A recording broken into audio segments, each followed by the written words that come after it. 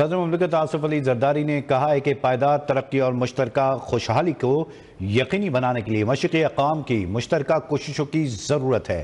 Beijing میں China international development cooperation agency کے زیر اہتمام عالمی ایکشن برائے مشترکہ ترقی کے فورم کے دوسرے اعلیٰ سطحی اجلاس سے ورچوئل خطاب کرتے ہوئے صدر آصف علی زرداری کا کہنا تھا، گلوبل ڈیولپمنٹ انیشیٹو میں مشترکہ ترقی کو فروغ دے کر دنیا کے مستقبل کو تشکیل دینے کی بڑی صلاحیت ہے۔ انہوں نے کہا کہ ترقی پذیر ممالک عالمی ترقی کے عمل میں قائدانہ کردار ادا کریں۔ پائیدار ترقی اور صحت جیسے عالمی چیلنجز کو مشرقی نقطہ نظر سے دیکھنے کی ضرورت ہے۔ آصف علی زرداری کا کہنا تھا کہ زیادہ تر عالمی آبادی مشرقی ممالک بالخصوص چین، پاکستان اور دیگر ہمسایہ ممالک میں رہائش پذیر ہے۔ پاکستان صدر شی جن پنگ اور چین کی جانب سے مشرقی ممالک اور پوری دنیا کی قیادت کے آگے بڑھنے کے خواہش مند ہیں۔